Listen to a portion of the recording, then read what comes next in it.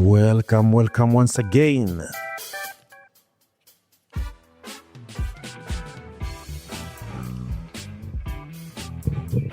It's a beautiful day. Day of the Lord. Yes. Today we have a wonderful guest in the house. This is Africa's Talkie Podcast in collaboration with Impact Masters Podcasts. Coming to you live and direct. I'm your host, Michael Kemadhi. If you want MK, if you have not subscribed, please press that subscribe button and ensure that you like, follow, and comment where necessary.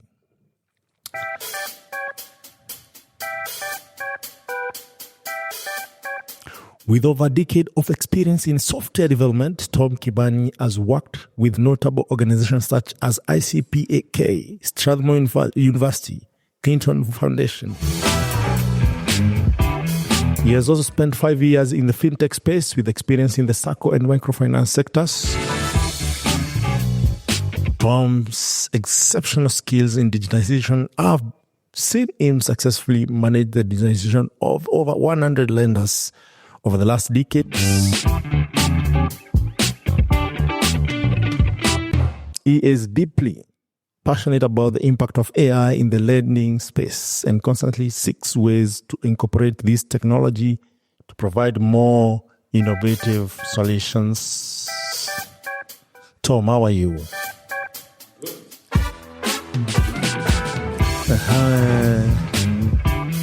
How are you, Tom? I am very good.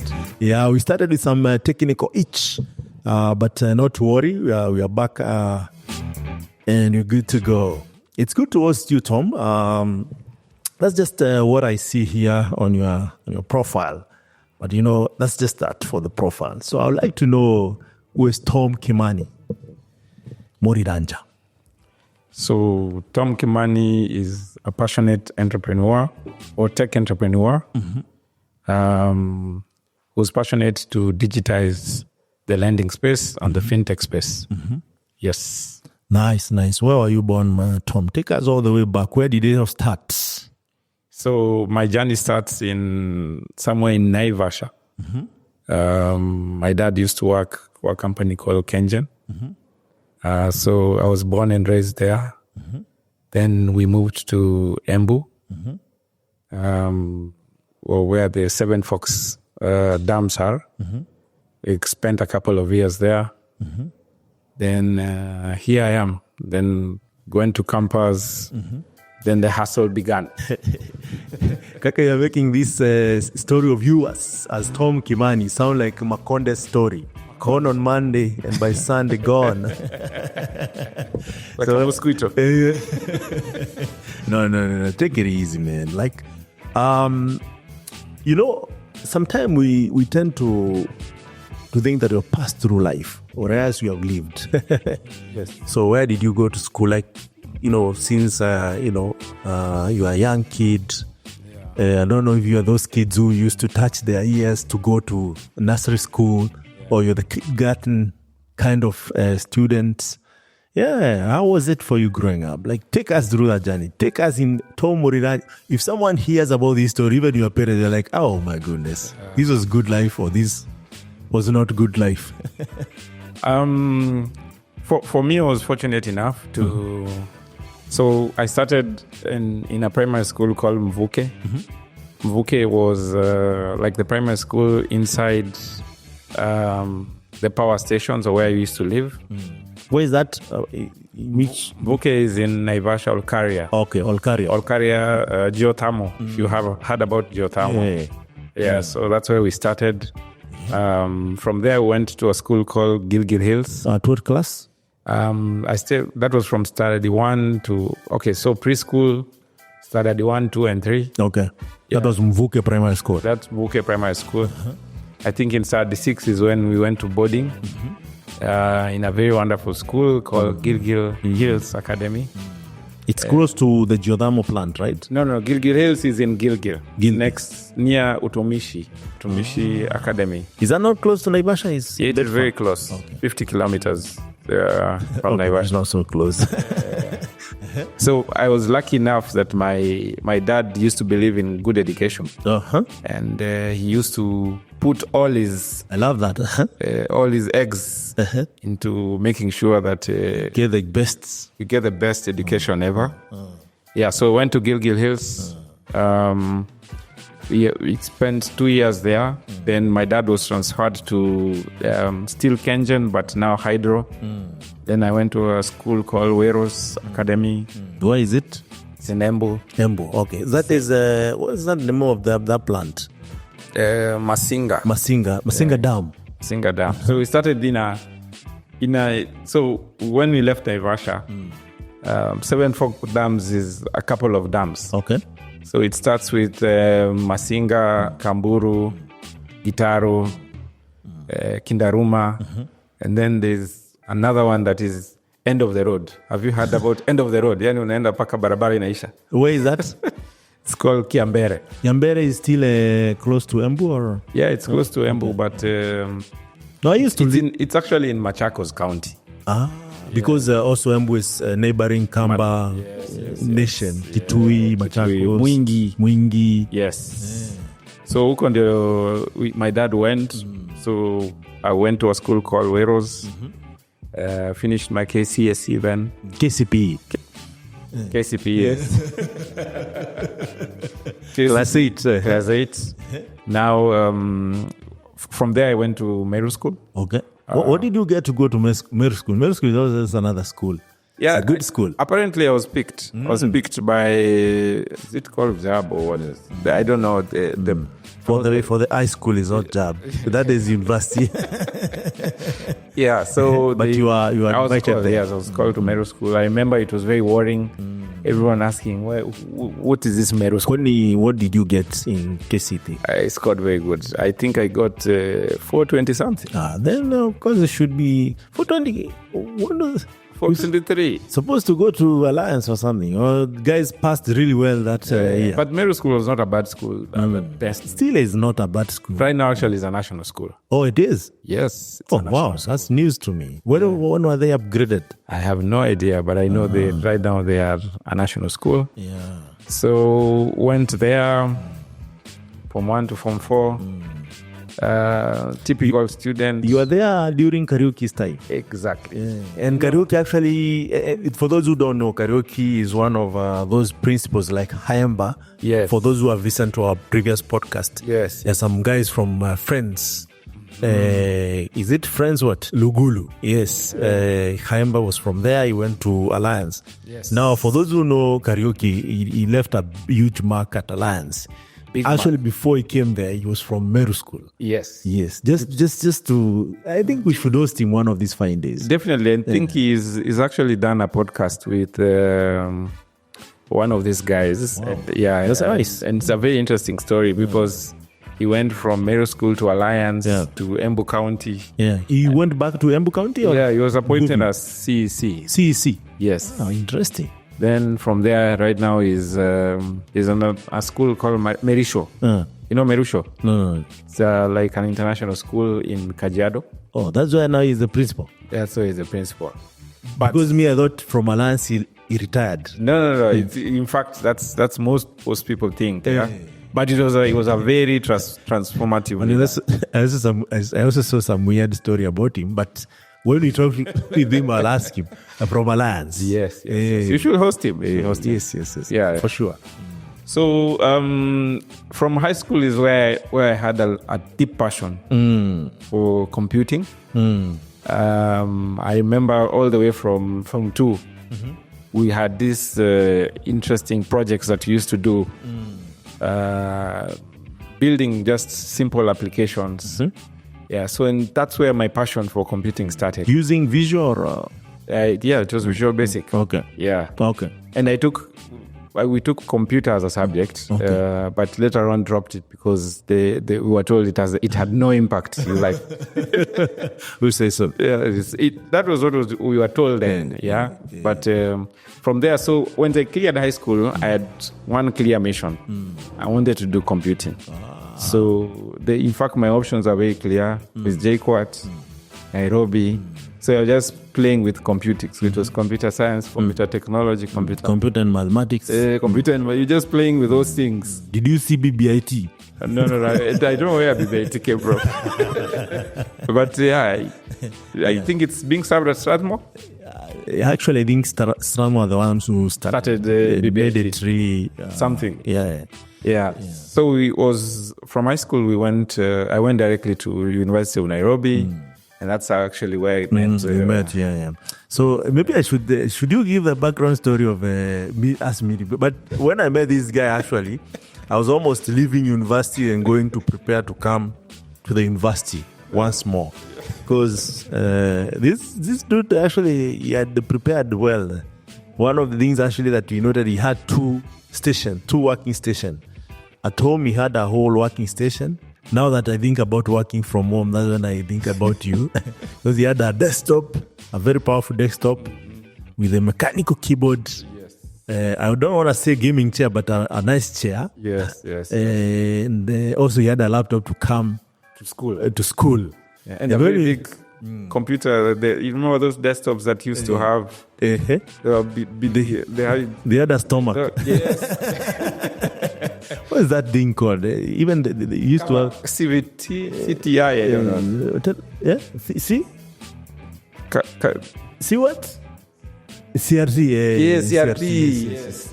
Cathode ray. Yes. We have a telecommunication engineer in the house you are referring from. Yes. So, So, what made us visit this chief over here is because we are given this programming assignment, week 1, by Dr. Chepkeno, I think he's a professor or something. Yeah. And then we were figuring out how do we even go and do this assignment, because even a laptop itself, he didn't have.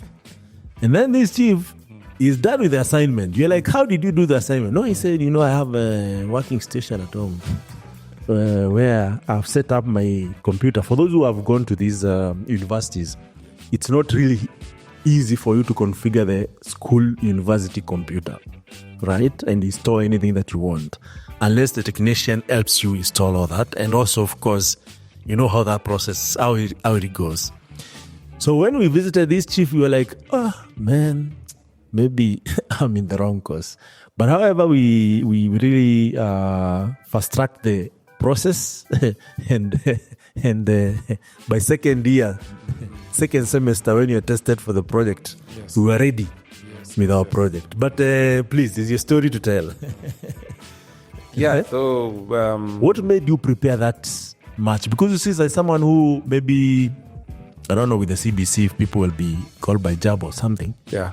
But there's someone who completes maybe their grade 7 now, that's their grades, or grade 9 or 10. I'm not sure where you join the university. Okay, after form the curriculum right now is a bit confusing. Yeah. But say you're joining the university and you want to do computer science. Yeah. Or maybe even you want to start programming from high school. Yeah. Because right now it's possible.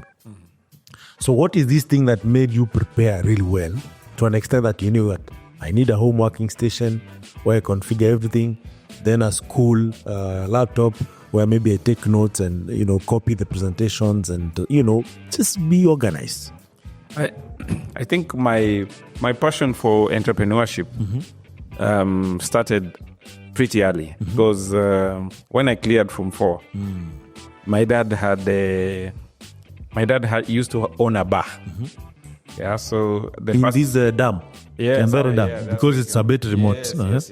So it's a remote place. So there was you guys live like a barracks. Yes, exactly. So that barracks is a social hall. And that social hall, so my dad took that. Your dad must be a senior officer there. Yes. Must have been a senior officer. Is he retired now? Yes, he's retired. Okay. So we that's where I started. So I used to run that bar. And at that time, M-Pesa was starting. It was 2007, 2008. And then I saw this opportunity where to register anyone on M-Pesa, M-Pesa used to pay you, I think it was 150 or 200. Oh, really? Yes. So there was a commission around it? There was a commission around it. So I was like, hey, Dad, let's go and apply this thing quickly. Then I came there and started registering guys to M-Pesa. Oh, nice. M-Pesa. Now you see now. So that's how you made the money. Yes. So that's where the money started from. So when I used to have savings of like 6K or 5K just by doing that. Then my dad tops up and you buy a machine. But why would your dad buy your machine? Did you tell him like I want to do this? Yeah. When I joined the university. Exactly. Okay. And then we used to, as we were growing up, we used to be computer fanatics, computer gaming fanatics. So you used also to, but there you used to say again. Yeah. So FIFA, Hitman, there was a game called Hitman, I think. I don't know if you've played it. It was a very interesting game. I've seen it somewhere. Yeah. Then, so the passion for computing was there. Mm-hmm. So by the time we went to school to join first year, still doing very small, we call them silly but very effective jobs. I remember I used to register people to the NEC portal, students. Yes. You know, my mom was a teacher. Oh, okay. Yeah, so my mom was a teacher. High school or primary or? Primary school teacher. Okay. So there was a gap of people need to register to the NEC portal. Yeah. So it gives me a list of like 600 students. Then I'm there typing on Excel. Were you charging them? Huh? Yeah, there's no free lunch. How much per student? I can't remember. So anyway, because I remember you told us you are when we were like getting to know each other. Yes. Oh, Chief, me, I'm an entrepreneur. I've been doing entrepreneurship. Yes. So this is the time I'm hearing how that entrepreneurship actually worked. Huh? So the passion for entrepreneurship was deep inside me. Yeah. And that's how we used to. So maybe you buy a monitor this time. Tomorrow you buy this chair, second-hand chair. And we used to rent an SQ somewhere in Jamhuri. Yeah. This chief was living large. When people actually graduate nowadays, they start their life in Wanye or Kawangware or... This chief in the university was living in Jamhuri, neighboring Sudanese. People dealing with dollars. No, not really. Just hustling. You can't believe you cannot be living in Jamhuri and you're hustling, man. Yeah. But it is interesting that you talk about all these things. You don't look at yourself. Because you also a very inspiring guy. Because I remember you guys used to live somewhere there in the Dagwajikon. In Wanye. Don't exaggerate it. In Wanye. Those who know Wanye is just a humble place. You can start life there. I actually moved to Jamhuri after I graduated. That's when I could afford to move to Jamhuri. But all what matters is, you prepared early. For us, we came. What brought us to Nairobi is university. And we met people like Tom, who was well organized. And we got inspired. We also organized over time. Correct. Yeah. So in campus, we started a company. Mm-hmm. We were gaining skills, By the time we were in second year, I think, we had learned a couple of skills. Yes. So we teamed up with a couple of guys, a couple of friends, all of them in entrepreneurship right now. Doing really well. Doing really You have seen some entrepreneurs who are from the University of Nairobi. Yes. And they are doing really well. Chances are, we also worked with them. So there was a guy called Alexander. See you at Solitech. We started a company. We called it Solitech. I'm not SunSmart. SunSmart, huh? Yeah, SunSmart Solutions. And at that time, we just learned how to build websites. Yeah. And I remember just getting the first website to do in second year. It was an e-commerce site. Yeah. For a madam who was running a gift shop. Yeah. And we did that work and we got paid. Yeah. And it was the first time now to touch serious money. Yeah, so this is what happened. Yeah. So these chiefs, they saw us eat, when you're in the university, the public university, there are two in the kitchen. I don't know if it's in kitchen. Yes. There are two places where you can eat. So there's where the lecturers and the toms, where they eat. And it can cost you an arm and a leg by then. And there's where other people, like, MK and others, used to eat. So one of these fine days, myself and CTO at the FinPlus Banter, yes. We happened to join Moriranja in the queue of the... Actually, you guys never used to have a queue. Because people would pay and then you sit down and get served at the university level. So we get to join there, and then you guys were curious, like, what changed? I don't even remember that story. And then we shared, like, no, guys, we are doing some projects for some clients. Yes. And they're paying. And you are so fascinated by that, like, you kept asking, are they really paying with Alex? Yes. Are they really paying? How are you set up? Do you have a business? Do you need to register and all that?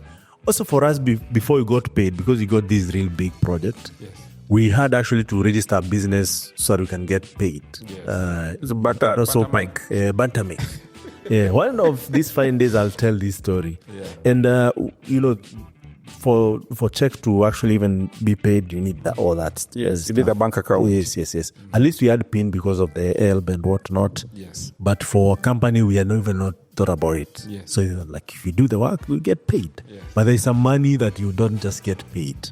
And then you guys were like, wow, actually we need to be, also building, because you guys you were that head start on building stuff. Yeah. And that's how actually you guys, I think, started the business. Yes. And when we got paid, actually we were so excited. Very excited. Very excited. Do you remember how much it was? I think it was like 15,000. 20,000. You guys were suffering. 20,000 in campus. Yeah. It is serious, man. It is serious money, and that's how the entrepreneurship journey began. Yes. And from there it was school. Then we got done with school. But you're not telling people you used to get some good grades in school. In this school. Schools. How many schools have you said? Those are A's. No. He's a guy who used to go to consults. Like, why? What did you do to... What's so special about this unit that you could be able to get a cut 25, 20? But you see, the one thing you learn with university is you learn the disparities in people, because there are people who don't read. Like who? Are you trying to point fingers here? No. There are people who don't read. They don't. They are never there. But when results come, you don't see them in class. You only see them when the lecturer even when in class is in backbench or ski. But when results come, you realize, what? Mambo ni different. Man. This guy is number one. So there were no numbers in the university, but grades could tell you this guy is either landing second upper or first class. But what was unfair is that unfairness of you are always in class.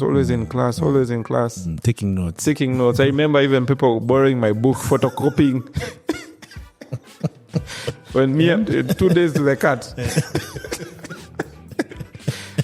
Someone borrowing a book, photocopying, and so that's when you realize there's two distinctions in life. There are people who have to work, and there are people who are already talented. But in life, it's so balanced in such a way that these people who are that bright also lack some social capabilities. And you find a guy like you now, and you know how to mobilize a lot of people towards a cause. So that's when gifts, different gifts, start to show up in different people. And I remember at some point I was a student leader. Oh, by the way, you were? Yeah, I was a student Which leader. year was? I don't remember. I wasn't in school enough times to realize. You were school, which year? Second or that? Not student leader, the politician and the TC. They were just saying the class. Representative. Representative. Yeah. I remember first year, second year. Now that one. I thought maybe you ran for office. No. That is political, man. You need political muscle. etc. For me, I think the passion was in making money and considering that we were Kikuyus. And I remember there was a program by BlackBerry. I used to run that. Yeah, and you see now this guy. You joined started very far. You joined for a few events and then you gave up. No, we didn't give up. I've seen the pictures. No, there was BlackBerry, there was Google.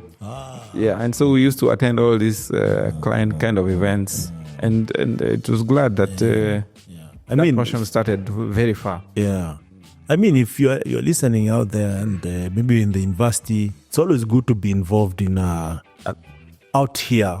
Like at Africa's Talking, we do a couple of hackathons. Come and test your skills that you're learning in school. Interact with other developers.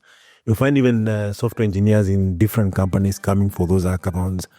There is now more communities than ever. Then they actually could count how many communities are in the ecosystem. Because things were starting up then. That's when IAB was new. Yes. And I'm glad I played a key role in enabling most of those and helping start most of those.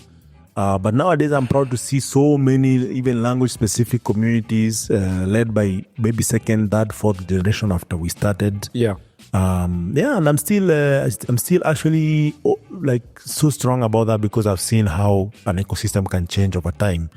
If actually people gather and start challenging each other, learning from each other, helping each other solve solutions, it's not a sprint. It's a marathon, and everyone if you know something I know and I know something you know, it doesn't mean that now you become irrelevant. Correct. And I know in school most of the time people learn to compete. Yeah. It's not the best way. Yes. I wish CBC starts teaching collaboration. Correct. Because you see, when people come together, a lot of things actually become much easier. Yeah. And anyway, just to add a point, now sitting here as in the business world, especially in the tech business world, you now start to appreciate the value of those communities. Absolutely. You now start to understand why big companies invest in these communities. Yes. Because that's where talent is fetched. The pipeline. Yeah. You have to build the pipeline. You have to build a talent pipeline. And that the only way you do that is by building communities. Absolutely. So it never despise them. Attend all of them. That's where your talent is picked. Don't think people do hackathons just for the sake of wasting time. Yes. It's like that's when they build talent. Yes. And I believe if you're in the university, you have a lot of free time. Yes. To be honest, you just like if you have done it for what you just need to remember is what the slides say, not what the books say. For the book, you can go deep and understand actually the content. That's fine. But for you to really get first class, second class, upper, you just need to really understand what the lecturer is, trying to share. Correct. And remember the way he shared it, because he's the one who will maybe mark your exam. Yep. And if he doesn't see what and how they share the concepts, then it doesn't relate with it. So the extra time you can actually go deeper and beyond that now go and test your skill in these communities. Even try to present, because you see something else maybe people who do engineering don't really understand clearly is that even if you build rockets, you need to present that rocket to people who don't understand what is rocket, right? Exactly. You need to package that and make it more palatable. Yes. People who will use that rocket in a day-to-day. Correct. Yeah. Chances of you as an engineer using what you build day-to-day, and it's minimal. And this misconception that just having a good product, it will sell itself, unless you are Apple. No, at the end of the day, even Apple puts a lot of emphasis on the market. So it's you have to work together with different teams. Team playing is such critical. Absolutely, yes. Yeah. So I continue with my story. Yes. Please, it's still your story. It's not that you have diverted. Yes. So you do SunSmart. Yeah. With Alex, were you a team of 2 or 4? We were a team of 4. We were Arif. There was a guy called Arif, also still a co-founder at Solutech. There was Moutier. Moutier was not there. Awil Osman from Somalia. One guy who was so resilient. Yes. I need to host him one of these fine days, because that dude he graduated, went back to Somalia, tried to start an innovation ecosystem. Yes. Something. Yeah. But he's a very good guy. Yes. And so after school what happened for me, I think there was a friend of mine called Dugan. We had grown up with him a couple of years somewhere there, end of the road, Kiambere. So when he finished school, he had done computer science and he was already on the working market. JKUAT or the University of Nairobi? JKUAT. Okay. So we used to talk. In fact, he used to live somewhere in Jamhuri. And what happened is, since he was already on the working space, and I was also learning in school. Yeah. So some jobs, you will get some jobs and then Forward them to you. outsource them to me. Oh, outsource. Okay. Okay, not outsource literally, but you basically assign certain tasks to you. And then you get paid. And you get paid. You know, for him, it was like a side hustle thing for him. So by the time we were completing school, he was already so done with employment. Yeah. So I remember he moved to South B. And when he asked me, what's your plan? I was like, I want to do business full time. Yeah. And so he told me about his dream also was to get into entrepreneurship. And then we started a product, and we call it Wira, Wira.io.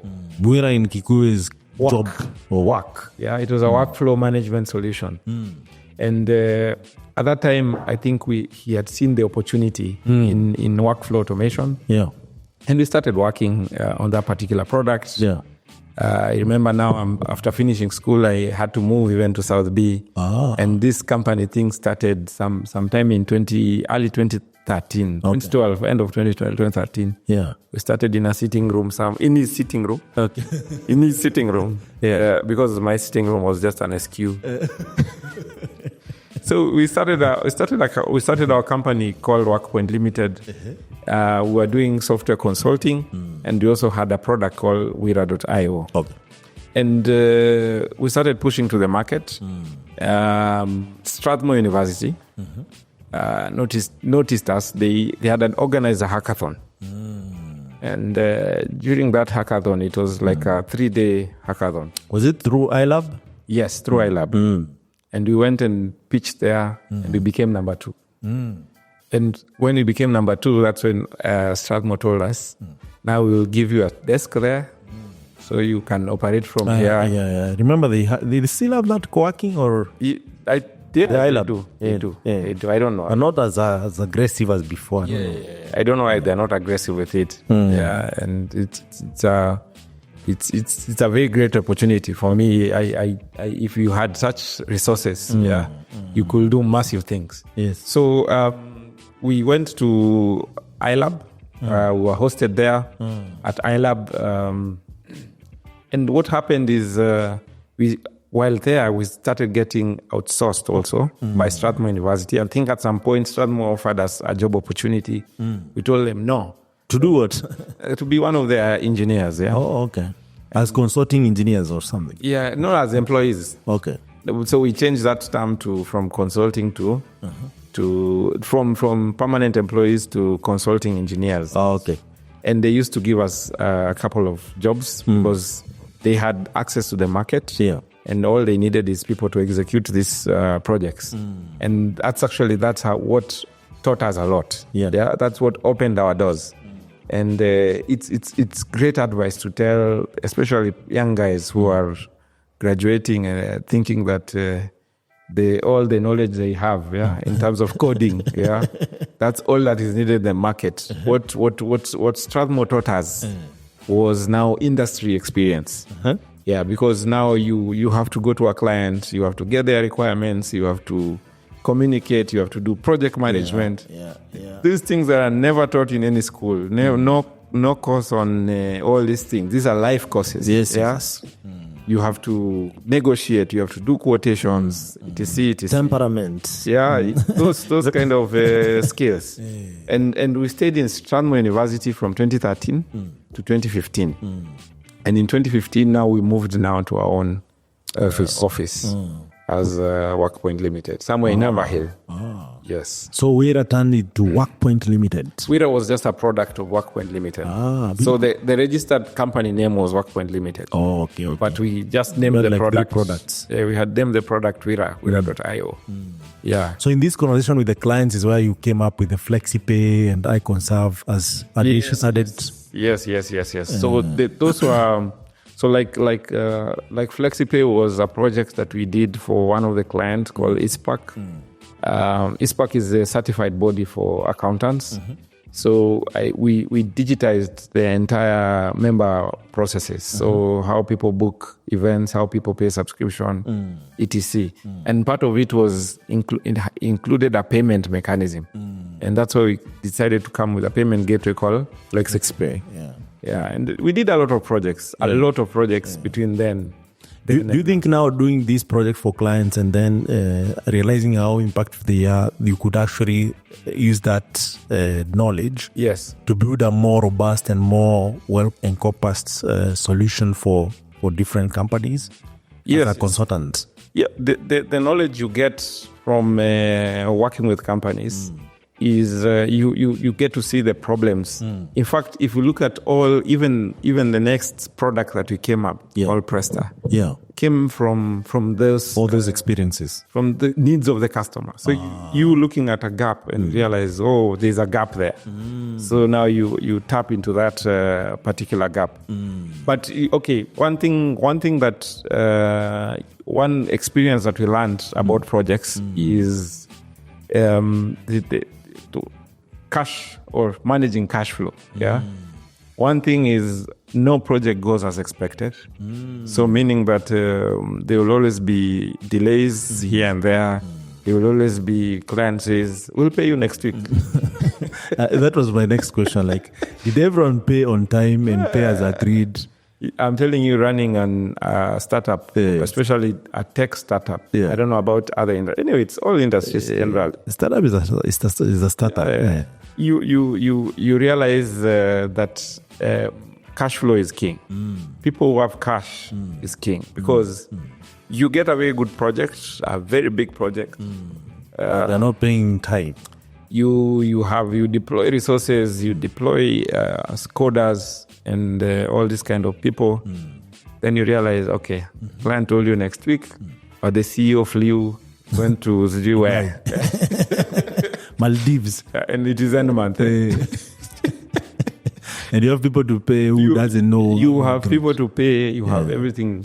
So and that's a big challenge in a lot of startups.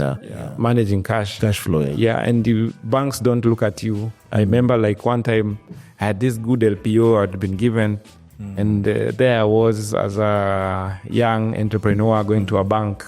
The bank tells you, what do you own? So they want a collateral. What do you want? Okay, fine. You want? I can see the LPO is very good. But what do you want? What is the collateral? What do you own? As in what assets? If you don't own anything. I still have my 2 kidneys intact. So, and anyway, that is one of the key lessons that even necessitated us from doing a lot of projects to us building our own SAS solution. And that transition was one of the contributing factors was the fact that you didn't have consistent cash. You always on running. One project closes, you're looking for another one. One other closes, you're looking. But all in all, it was a very wonderful learning journey. Because now if you're running a big company like Presta now, and even I think WorkPoint has grown to, Yes. Then it gives you some proper experience of actually managing cash flow, ensuring that you're growing. Correct. And ensuring that your customer are satisfied and they get their product on time. So what led to starting Presta? So during this experience of building software or doing different projects, we got a microfinance. Microfinance that was looking to go into the lending, digital lending, the mobile lending. It was around 2012, and I think Mshwari had started. Then there was a product called Mkoporaisi. Now the digital lending was now beginning, and now everyone also wanted to get into that space of digital lending. So one client came and told us, "Can you build us an app that can lend to people?" And yes, we said yes. We did the work, delivered, hosted on Play Store, and so they just started an Android app. An Android app. Someone registers, it checks your score on CRB. From that score, it allocates you a limit, and from that limit, you can borrow, sends you to M-Pesa, and reminds you to pay. That's it. That's the scope of work. But implementing that is a different story. So we started the implementation, did the work, delivered to the client. But I'm curious, how easy was it to access CRB APIs?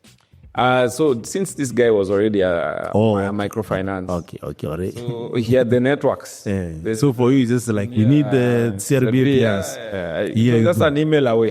Very nice. Just an email away. Yeah. So after delivering that project, I remember sitting in the office, myself and my co-founder Dugan, and asking ourselves, how many more microfinance want to get into this space? How many more circles want to get into this space? Yeah. And I think the experience even started with we have as a family, we have a welfare group, and we kept contributing money every month. We are just contributing as per family, maybe like 2 Gs, and that money is just sitting in IB. It doesn't grow. It doesn't do it in a bank account. Yeah, even if it grows, it's 2%, 6% per year. And yet, when anyone needs an emergency, they run directly to M-Shwari or these other products. And that is actually the birth of Presta. This is 2017. Very nice. So we took that project and asked ourselves, how can we scale this business? So what is Presta? So when we wanted to, when we built this, when we found this idea, the point was to lend, kopesha. Yes. And the first word we thought, let's call this thing kopesha. But we realized kopesha It doesn't sound interesting. I remember in a traffic jam somewhere in Thika. When you know for jam, I googled what is lending in Spanish. Googled too. Then the word Presta came up. Oh, nice. Then I looked kwa AG ama e-citizen. Is Presta registered? No one was registered. You registered there and then? There and then. So we registered Presta. So Presta is ideally to lend. Okay. Means in Spanish. Spanish. In Spanish. Okay. And we registered Presta and went out to the market. Yeah. And to the market, ideally the first target market for us was chamas. We thought, how many chamas are there? Yeah. There's so many chamas. Yeah. So we don't even need to charge this thing. We'll just charge 20 bob. Just 20 shillings. And then all chamas will come running. Wait. The line, transaction or? per transaction. Okay. Every time someone takes a loan, 20 shillings. 20 You bob. didn't know what 20 bob means to. What 20 bob means to us. And anyway, we started humbly there.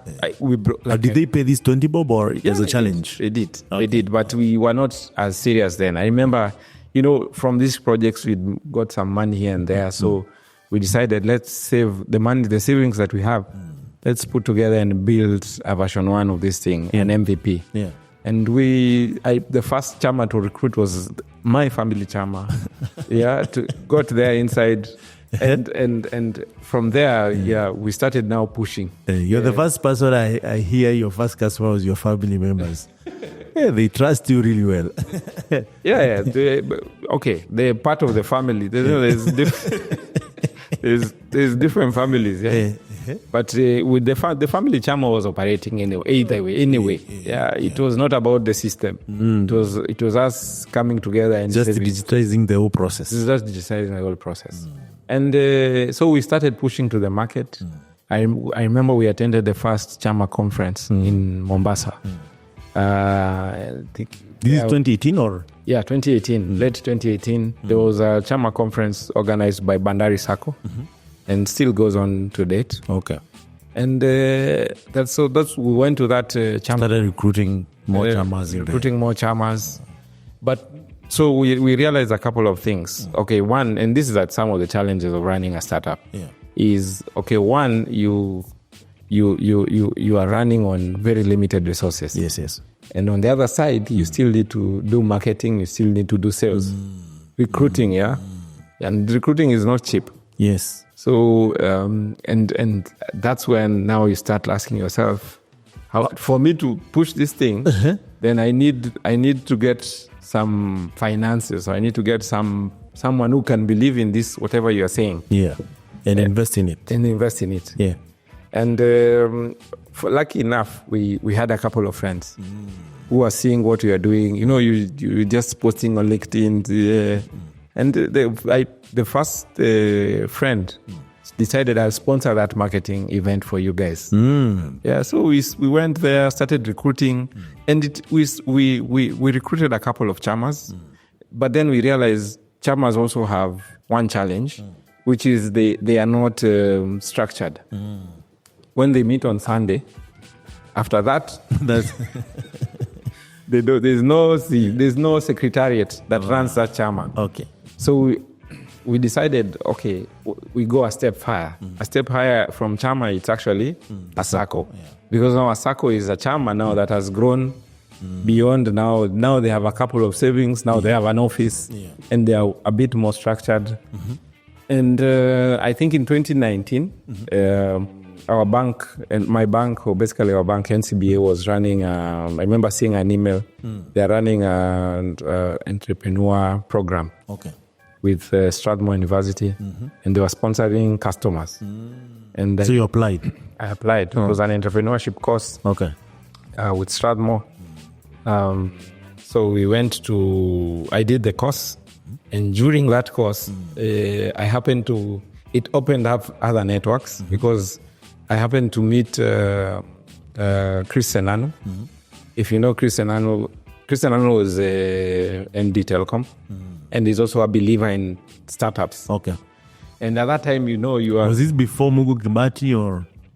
No, he was. MD, okay. Mugu Kibati was CEO. Okay. Yeah, Mugu Kibati. Mugu Kibati was. There was. I don't know how the structure of Telecom. It's a government company. Yeah, but Chris was there. Yeah. And he used to run his own company called BlackRock. And so during the classes of Strathmore, he had a very interesting course where I come visit your business, you come visit my business. Okay. Yeah, then I tell you you tell your story and tell your challenges. And so one of my challenges, we are looking for more and more investors. And one guy there I used to know, a lady there called Jackie, connected me to Chris. There we went. I remember Chris gave us an appointment on Saturday. Then there we went in shirts.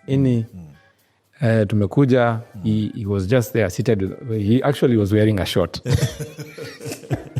Do you know how many startups were ahead of us?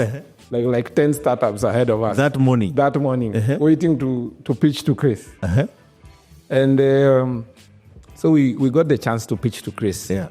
And Chris listened to us. He was like, how much are you making? Like, we're charging 20 bob. How much are you making? Like 50K. Per day or per month? Or per month. It was literally nothing. Yeah. Yeah. It's like, no. Go rethink your business model. Once you have a good business model, come back. And that was it. So we went and rethought the model and changed the model a bit to a subscription and transactional. So that at least we grow enough cash flow. Yes, we get some cash flows. And when we came back, and Chris, and anyway, a lot of investors are numbers people. Yes. He had accurate numbers. Last time you came here, you're 50K. Now you are at 200. So that's progress. And anyway, to cut the long story short, that's when he decided to invest in Presta. And from there, what happened? Yeah, so we decided, okay, fine, you invested in us, we'll give you also the chairman of the board. And it has been a journey since then. So you invested a substantial amount of money? Yes. Yes, substantial. To be a chairman of the board of Presta. Yeah. You must have, and also he owns a quite amount of shares, right? Yeah. So what we did when we were forming Presta, and also an advice to anyone building a company, is don't want to own everything that company. You might be owning everything of nothing. You'll be owning everything of nothing. Yeah. So allocate yourself, leave some shares outside for the investment, future investments. Yeah. So it's good actually having this conversation because, you are the person who actually got like a local investor, to just say the least. Angel.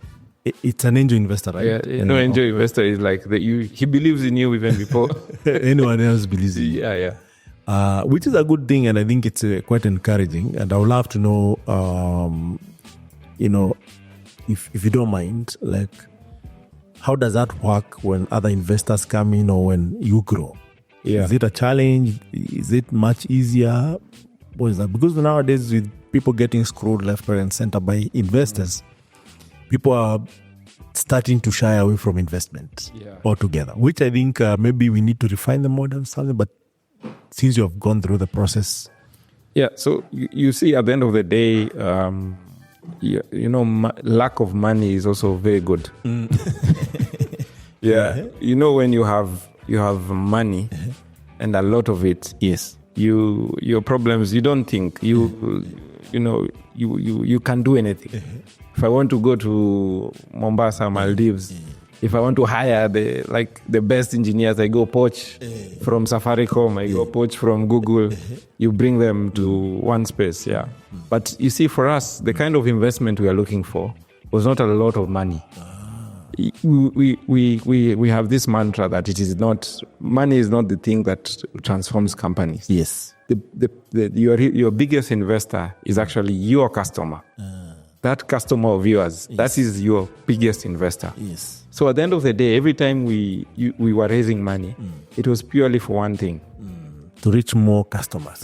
And make more customers more satisfied. Yeah, but we're not getting money to get paid ourselves, yeah.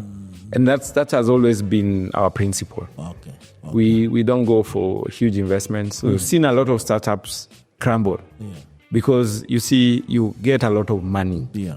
And that a lot of money comes with strings. It comes with a lot of strings that you don't read. Someone, anyone who gives you money has interest. Of course. At the end of the day. Of course. So either his interest is to exit at some point.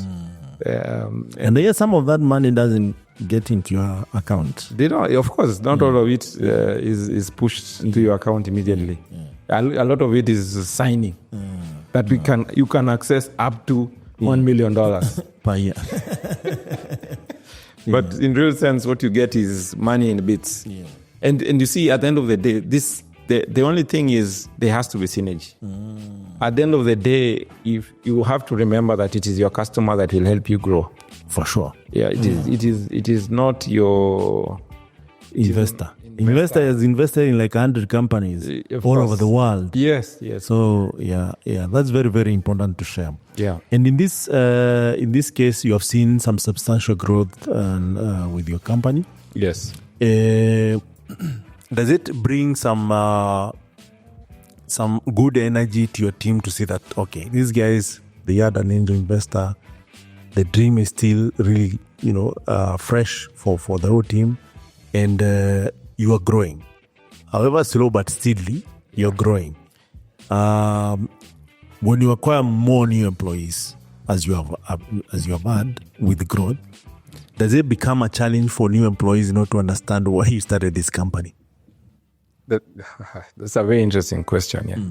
Because the one thing that I've seen with a lot of companies, especially young companies, is you having proper organizational structures or what you call corporate governance. And that has been a key turning point for Presta because you can imagine you run a company that no one questions. No, you have no one who questions you. But now when you form what do you call it? Like a company structure or like someone who to answer to. That every quarter there is a board meeting. And during this board meeting, it is purely to demonstrate accountability. Yeah, that we gave you X. Or we approved X. Yes. What is the impact? Show us the Y. You get? And that's a big thing because you can't be a master of everything. You can't be a master of everything. Like for me and for us, for example, for me and Dugan, we realized both of us had engineering background. And engineering alone doesn't sell anything. So after some time, I realized now I have to figure out the commercial bit of this business. And now he focuses on the technical. And that's how we are able to have a very good synergy. that for me, I'm the guy who is outside there pushing the business out there, and you have to recruit. And one of the things that, to answer your question, is one of the advice that we got from the board is sometimes you have to hire people, pay them more than you're earning. Yeah. That's very interesting. Yeah, pay them more than what because they know what you don't. They'll bring more value to the company. Exactly. Than you are bringing. Yeah. And even for Presta, we, as part of our journey, we at some point we had to do that. We had to find someone who had access to the Sacco market. You get? And then brought them in. And so to bring him in, of course, he's already working in somewhere that is earning very well. True. So other than just the vision, you have to pay him something that is, you have an employee who you're paying higher than yourself. And you're the one who is approving that payroll. Yeah. It looks like that you looked at that check. Yeah, and you are thinking twice. Who is who in this company? But when you remember the value that this guy will bring, you're like, okay, I mean, it's about the value. So I think that was something else for the employees that you need to really build your value. Yes. To some extent that value is irresistible in terms of how companies are willing to pay. And this reminds me the Netflix job that was going around for over almost $1 million per year. And everyone was like, what was that? And they were looking for a Java, serious Java engineer. Okay. With a couple of experiences, and also there are some specific things that he's supposed to know. Okay. And most guys actually gave up on the back end. Yes. JVM stuff. Yes. For obvious reasons. Yes. One was to debug throughout the night. Yes. And the weeks. Yes. But ideally, it pays off over time because if you even think about the banking system, most of them are legacy products which runs on these languages. For those who are doing engineering, those who want to pursue engineering, it pays off to understand deeper. The deep. Yeah. So that's interesting to see. And of course, I know a couple of guys who really make a lot of money within a short time. Yeah. Because they know what they're doing. Correct. I've been sharing these in the community though, so that's why I'm like, okay, that's interesting. So you hire this guy who brings in the Sacco market. The Sacco market. Yeah. Does he bring the value until today, or just one? He's still part of the team to date. So he's good at what he does. Yeah. But then you see, there is a lot of hypothesis that.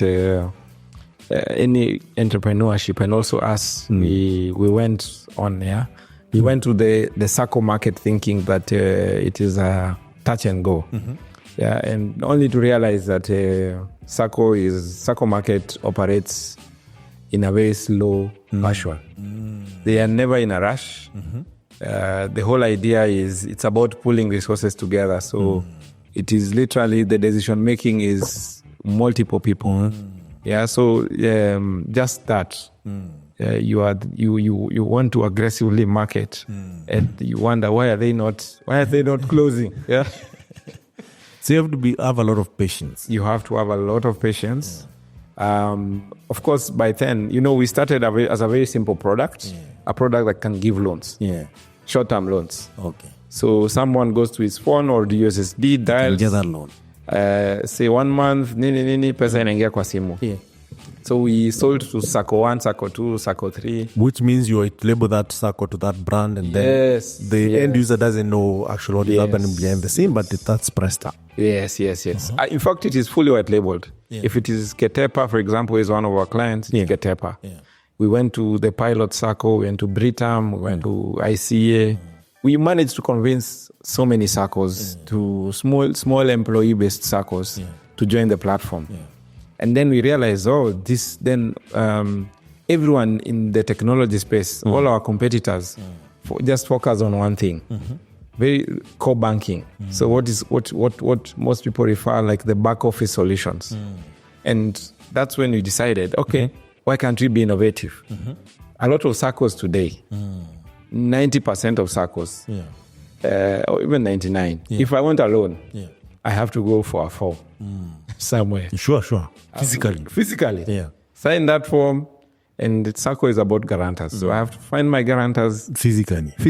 Yeah. Let them sign. And remember, during COVID now, paper and exchanging contacts became something that is not right. Okay, not right, yeah. It was illegal, actually. It was illegal. You were arrested for it. And the best the SACCOs will offer was you write an email. Write an email here and there. And so what we did, we created an innovation. And this innovation was that you could digitally apply for this loan. Yeah. Seek a guarantor digitally. So if I want Mike to guarantee me, I just search him from my phone book. Mike receives an SMS. And in that SMS, we created what we call an e-signature or an e-form. So the same SACCO form that you're signing today is the same form that you'll get. So that SMS has a link. And that link, when you click on it, opens the same loan application form. Only that now you don't need to fill anything. All you need to do is just to encrypt your signature. And once you sign, you can be in Mombasa, I can be in Eldoret, I can be in wherever and wherever. And I'm good to go. And I do my signatures and I'm done. So, and we started selling that particular product to these, to the big SACCOs out there. And we managed to get some.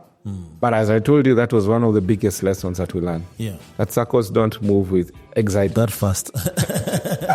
There's no SACCO you go and they're like, that's a bad product. Like, this is wow. This is best. It will save us a lot of hours. Save us, but you now moving from that story to closing the deal. Closing the deal. It might take how long has it? 8 months. 8 months. 8 months to a year. Yeah. So it is one of the biggest learnings that we learned. And anyway, to date, we still have a couple of SACCOs. We've done very serious partnerships with a lot of co-banking providers. And we are launching to more and more SACCOs. Very nice. There's a SACCO in Gong Road. They are called Wanaanga SACCO. This is the SACCO for the meteorological department. I remember this is a very good client of ours because we started very small with that technology. Today, they are not doing any paper anymore. Oh, nice. So all loan applications are digitally done. Yeah. You remind me when I was still at the university with Banta. When we were looking for more projects. So went to Meteorological Center and said, guys, we had visited Netherlands and you saw one of the biggest solutions that you could provide is weather. And it was very important for the farmers because you see, now you can tell if it will rain, should I plow my land using tractors? Should I add some fertilizer? See, that information is very, very important. So he said, okay, for us, we might not go, we don't know any one organization for the farmers. Neighboring is a meteorological center, headquarters actually. So why don't we go and actually help them digitize and come up with a weather app that is just Kenya? Oh my goodness. The old guys there, I don't know if they're still old, they were so excited. And they said, this is actually something you have been looking for. But there's a meeting coming up where we'll go and discuss these issues. It will be one of our agenda. And after that meeting, we'll get in touch with you guys. Do you have your CVs with you? Do you have your business cards? Yes, please leave them with our secretary at the door. We'll call you. Guess what? Several months down the line, you saw the tender getting floated with the specifics of what we pitched. And the rest is history. So, guys, the guys who are in charge of this, department and organizations, and I'm happy to hear that you guys actually are helping them digitize the SACCO. It's one win story that I think let's be more accommodative of the innovation. It will create more jobs. Because I also realized that project was given to one of the relatives. Never materialized really well because they didn't really own it. But you see when Tom or someone or Kamau or Njoroge or Kipchirchir create a solution, they can actually create an employment that actually employs not only your cousin, not only your nephew, not only your brother or your sister, but they can create more opportunity for everyone. Correct. Fairly. Correct. So that's something I thought I should share along the way. But Tom, when it comes to SACCOs and, digitizing the processes, data handling and all that, there's a lot about data protection and all that. Yeah. And I know for sure when you're handling loans and people's from the SACCO, there's a lot of data flowing around. Correct. How are you guys managing that? Yeah, so one is you have to comply to the Kenya Data Protection laws. Yeah, Kenya Data Protection Act. Yeah. Which we've already done that as a data processor and as a data controller. Yeah. But the actual controller is actually the SACCO. So the thing is, at the end of the day, I love a philosophy that Google has. Okay. And that philosophy says that don't be evil. I think they took back that philosophy. They took back some few years back. But but it's a good philosophy. Yeah. So at the end of the day, the point is, all these SACCOs entrust you with their information. Yeah. So at the end of the day, is you have to make sure that you're integral enough. To ensure that you can get rich quickly. You can deposit 5 million in your account. No one will notice. But the reality is, at some point, someone will see. And a good name is better than a good check. Even the Bible says something about a good name. Yes. So the Christians and the people who read the Bible and internalize it. Yes. They know what a good name is. Yes. So they say it's better than a fine wine or something, but it's in the Bible somewhere. So this is something actually that has been there for a long, long time. In its wisdom that you can share. Yeah. But anyway, at the end of the day, is the biggest risk is the biggest risk to any of these opportunities or threats. It is actually your employees. Yeah, that's why I asked you, the guys who join you now and they don't really even understand. Some guys join and as the team grows, sometimes there's some oversight. Yes. And they don't know why you're doing this. For you, you're just trying to solve a problem that exists and actually that the customer sees the value in it. Correct. There's someone who would be coming for the check. They're like, you know what, I'm broke this month. And you see, so one of the things that we try and do, of course, you have to make sure that you identify all your threats and mitigate those threats. And if you've seen, a lot of SACCOs are hacked, by the way, and no one says. And most of the time, 90% of the time, it is a developer that used to work for Organization X. Yes. And they knew someone at that SACCO. And then they do the deal. They do the deal there and say, we can, for every 10,000 that is withdrawn, let's put 100 shillings. Yeah. And then because it's small monies. It was to a lot of. By the time the SACCO is realizing they have lost 15 million. And by the time they investigate, at the end of the day, you have to put in a lot of these measures. Like for us, what we do is the way we are integrating with Safaricom for disbursement requires you to have certain keys. And so what we do for us is those keys are encrypted. So no one, including us, the founders, know what the key is. So it is the SACCO that know that this is the password that they put. At the database level, it is just an encrypted key. So at the point of transacting, that's when it is decrypted and sent. I've talked too much jargon, but the ideally is you just make sure that system is secure. System is secure. You cannot be 100%, but those measures that you put ensure that they are safe and secure. And anyway, let me tell you, where you are handling money, you will see the craziest of people. Money is tempting. When money is very tempting. Even forget us as pressed as a service provider. Even the officials of the SACCO. Someone is a treasurer there. Someone is whatever chairman. And the kind of deeds that they do, you're left wondering what. Or, if someone registers like a phone number, get that phone number, takes a loan. So you see, at the end of the day, you have to just put in a lot of controls. And we've learned, experience teaches you. Yeah. Have you paid the money that you didn't lose yourself to these guys? Have you paid money? Like someone, did some monkey business. And then, of course, they said, Presta is the system that is handling this money. Yeah. You have to pay this money. No. But you see, at the end of the day, there's investigation that has to happen. And now when we realize that someone had too much rights, so he put in his sister, his brother, his cousin, and all of them took money. So when you realize such kind of, it was genuine because he was an official of the circle. Yeah. But now what we put in is a lot of measures now. Even if you are an official, you have to have a maker and a checker, so that you can't have too much power by yourself. Okay. So yes, there are a lot of learnings. There are a lot. You have to work with the client.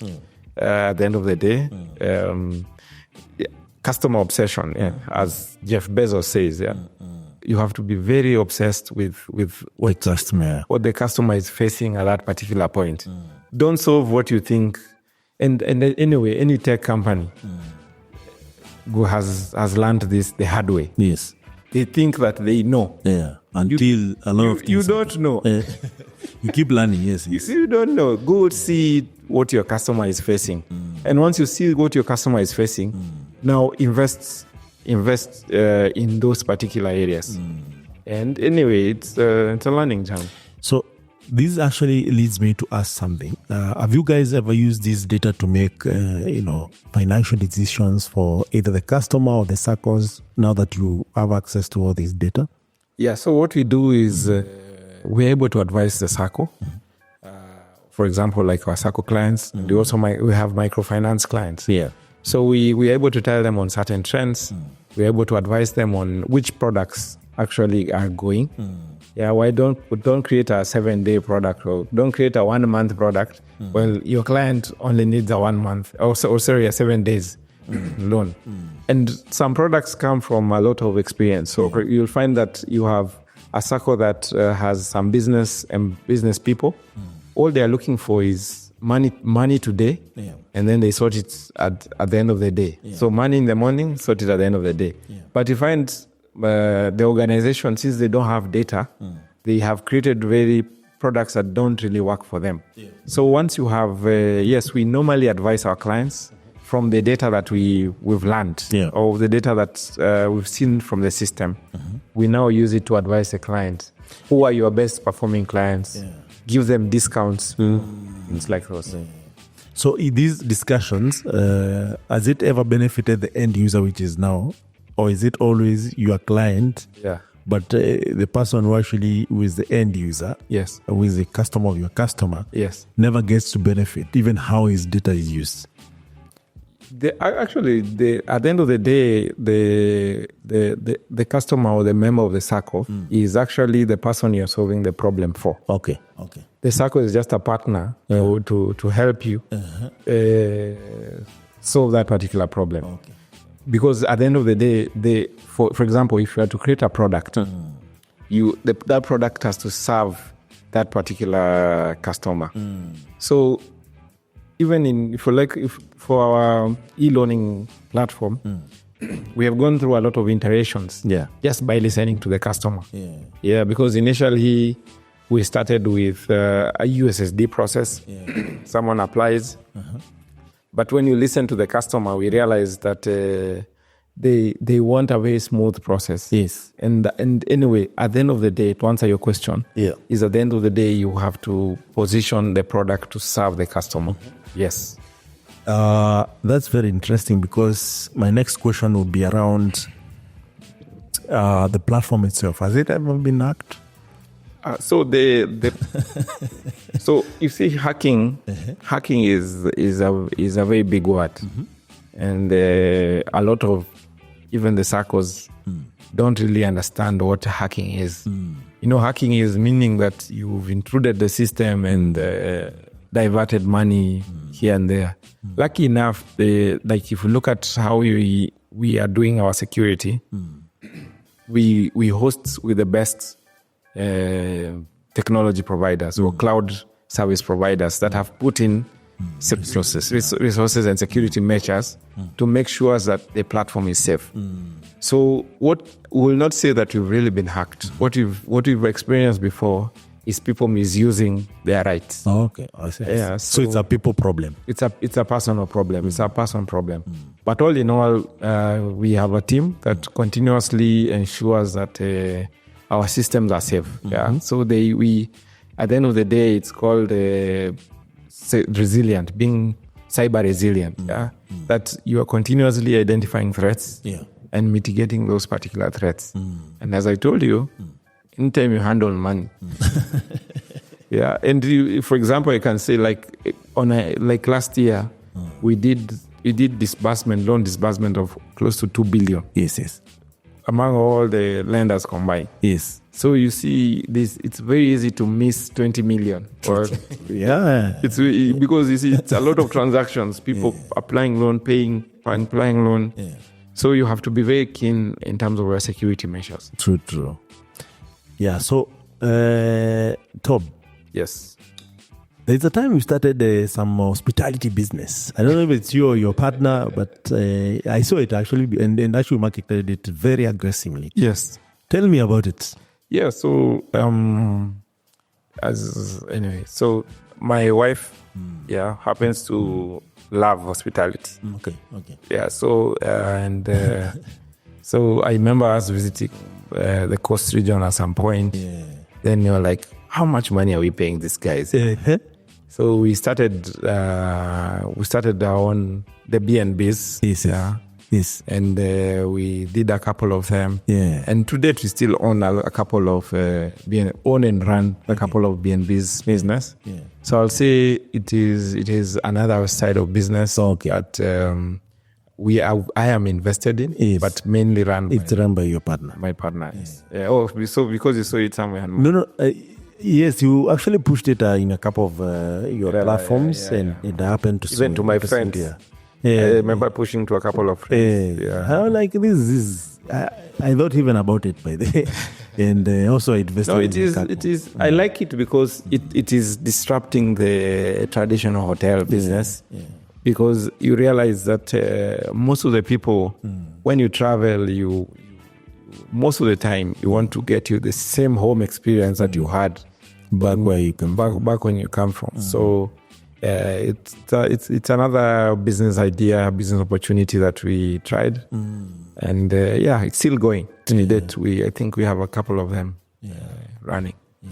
Do you think if someone builds the same experience in Africa, the app, not the whatever, yes. Do you think it will be different in terms of how the look, feel, how, Yeah. So you realize that even now that I am in that space, you'll find that most of the business you'll get is actually by referral. Yes. So unlike the West where people don't talk, they're not so social. In Africa, it is. It is. I know Mike Wanzakona Nyumba Meru. Yes. I don't know how to translate that. Yeah, I have a house in Meru. So the B&B style is such that you have to go to B&B, find a house there, and then search. But here we want to recommend to get referrals here. So yes, there's a big opportunity in that space. And you've seen the threats that have happened in this year, where people are being hacked. And you realize, yes, while the referral process works very well, but it still lacks the authenticity of trusting who is, like right now you just get a phone call. Hey, nimepewa namba yako na Mike. And you don't even know who that person is. Yes. So at the end of the day, there is an opportunity, especially for anyone who wants to get into that space, to do things like verification.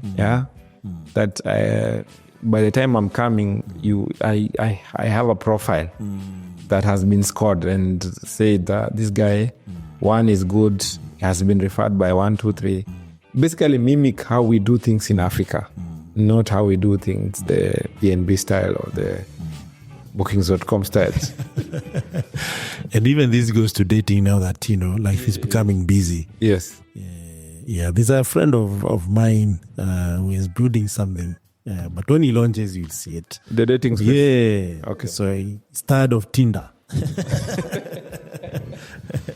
I like his. I've seen the background of the solution, and I like it actually. If it gets to launch, it will be a game changer. Yeah, I think there's a lot of opportunities in Africa. Yeah, a lot. Yeah. Even like for example, our products, we've gotten a lot of inquiries beyond Kenya. So we are currently doing implementation in Zambia. Oh, nice. Yes, and also in Botswana. There's also a circle in Botswana. Okay. So have you launched there or just... no, we are doing the implementation. Okay. We're doing implementation. Okay. So you're just based in Kenya for now? Yeah, we're based in Kenya. We're not... It's basically a client that got SOAS online acquired. Okay. So why not? Why not? So we right now we are doing integration with a bank in Zambia. Mm-hmm. Yeah. So the thing is, I remember one of the big guys telling me, stop thinking too small. As Kenyan entrepreneurs, we think too small instead of asking ourselves, what is the addressable market? Yeah. What is the addressable market in? Forget Kenya. What is the addressable market in Africa? Even in the world. In the world, yeah. Yeah, like I've seen India starting to compete with the US. Yes. And they are doing very, very amazing products at half the costs. For sure. But yeah, we are partners with a company called Zoho.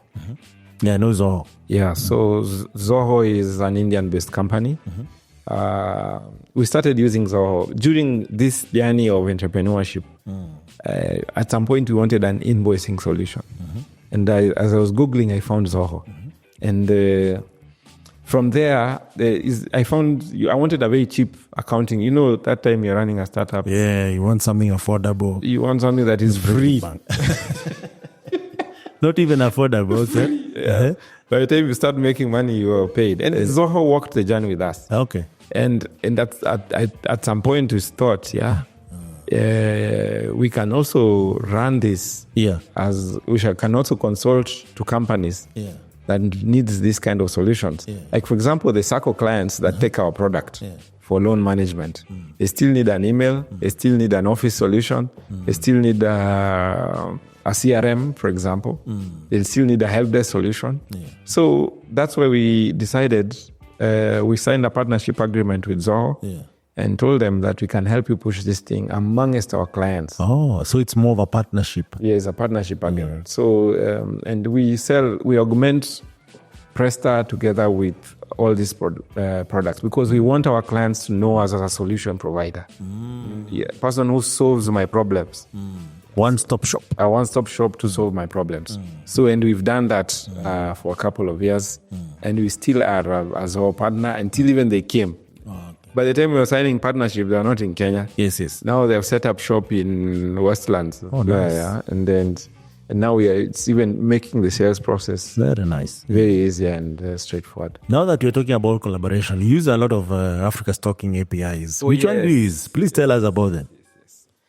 So I remember Africa Stocking is an interesting journey because I started using Africa Stocking in school, in a school project. And at that time, we wanted to build up a product that can send SMS. Yes. You remember when you were doing projects? Yes. Yeah. So one of the requirements of my project was to send SMS. So I Googled, I found Africa Stocking. And we started using Africa Stocking.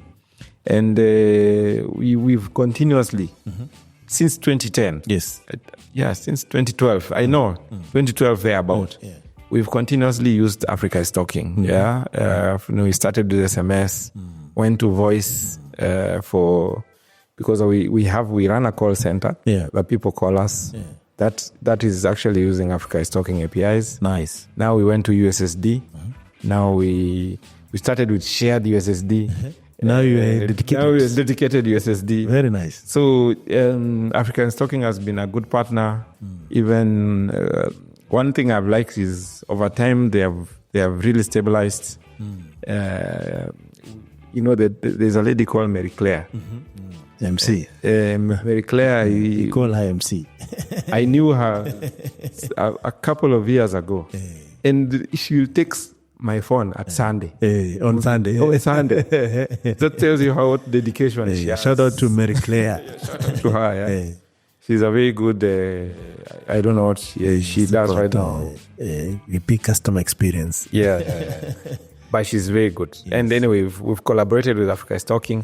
Now we are going to Malawi. We still propose to the client to use Africa is Talking APIs. So Africa is, anyway, as you've rightly said, you have to collaborate. Yeah. You find a problem, Africa is Talking solves it, don't reinvent it. Yes. Yeah. So actually, this was actually off the mic where I was having a side chat, like how African companies need to rethink in terms of how do you work together. Yes. Because at the end of the day, you don't have all the time and resources to do everything. Yes. And even if you did everything, you would not do it as perfect as, someone who does their day-to-day, right? Yep. So collaboration is the key, and the beauty of Africa Talking, as you have heard, is that if you are scaling throughout Africa, it's a good partner. And of course, actually, since last year, we are more focused on our customers and how can they scale, what do they need, also introducing them to some of our clients. Because you see, serving Africa-wide, you get different clients who have different needs, but correct. some of your other customers actually provide those needs. Correct. A good example is payment. We used to offer payments, and we eventually stopped. Yeah, you realize. But now we recommend some of our payment customer to the people who are looking for payment solution. Yes. So, and this is good. We have been working telcos across Africa, doing some ABUs with them. So it's that collaboration actually find a lot of growth in it, both ways for both someone who is giving a gig and the gig that we're giving them. So it's a way to go. It's a future. Before we leave the dating that I mentioned earlier, I had a question around it. Yeah. How has been your dating life as a tech bro? You're the guy who could get into I remember during our school days, get into your house at 6. You live there at 7:30 going to class. Yeah, when you have a early class. Don't have a early class, you'll see you at 11. How has been your dating? Because now I know you're married, you have a family. How was that journey? So you want the dating side, the dating side of the story? Yes. No. Most tech bros are suffering. Yeah. So, and then it's very hard to find a spouse that actually understands your entrepreneurship journey. Yes. They don't understand why you should not get a job. Yeah. And leave the house at 8 and come back at 7. No, 7. What do you mean? Midnight. Yes. A bit drunk. No, at times it's work. Okay. At times it's work. At times sometimes we have a client that has to be delivered. So we'll sleep in the office. Okay. Transnight.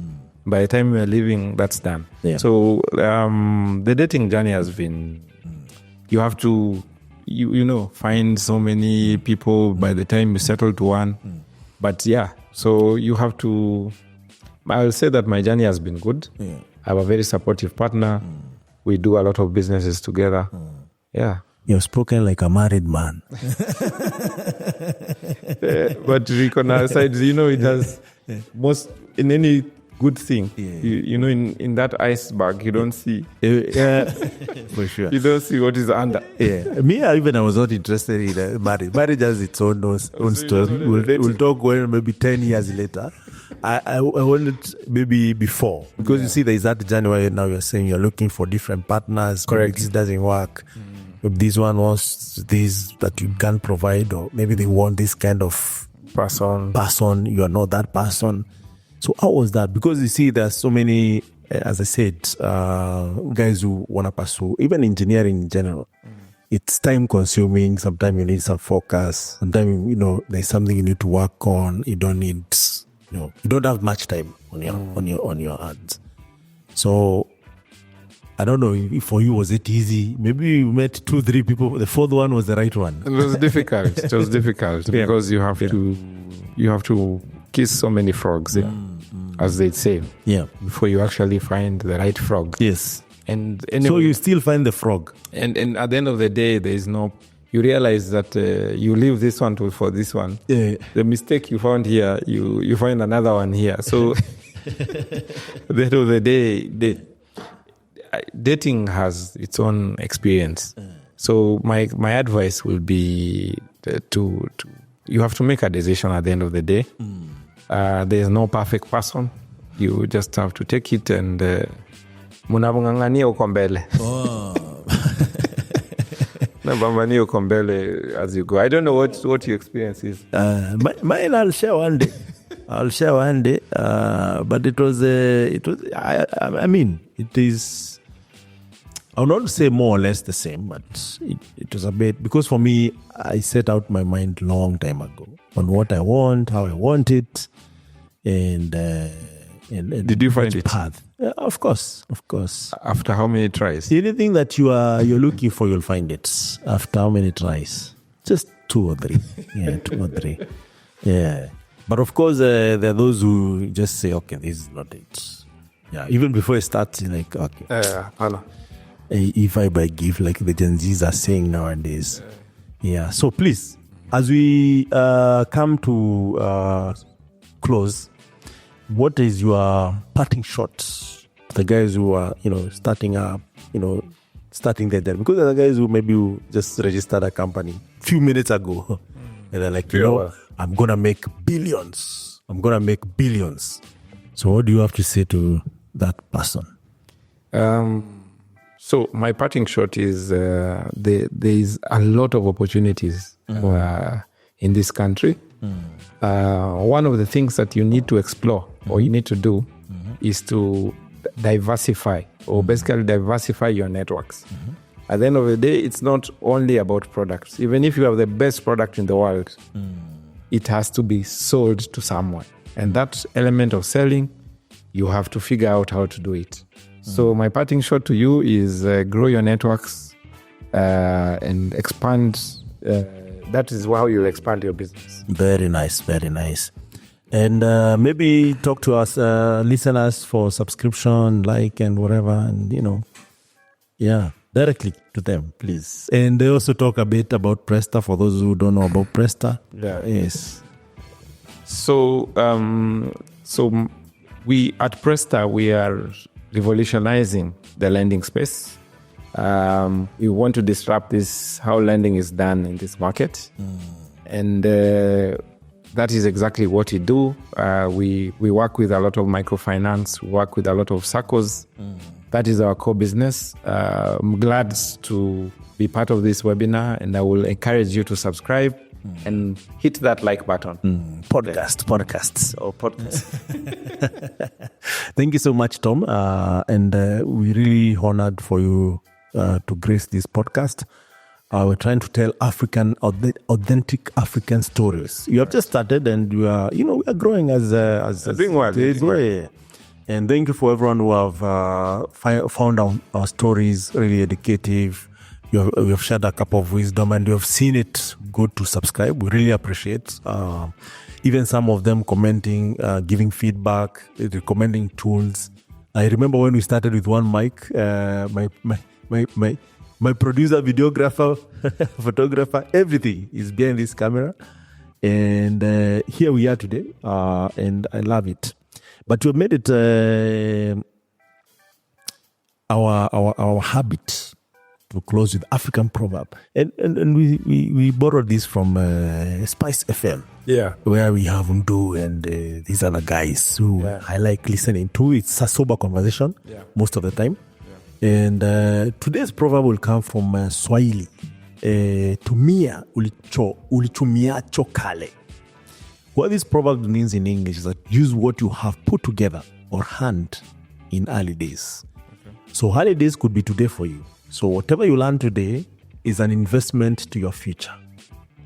So for this and many more episodes, subscribe to our YouTube channel. Also, we are in all podcasts across the spectrum. That is Apple Podcasts, Spotify Podcasts, Google Podcasts, Amazon Music, iHeartRadio, and many other podcasts that, whichever is your favorite, please tune in and show some love. Until next time, I'm Michael Kimathi, and this is courtesy of Africa Talking in collaboration with the Backmasters. See you.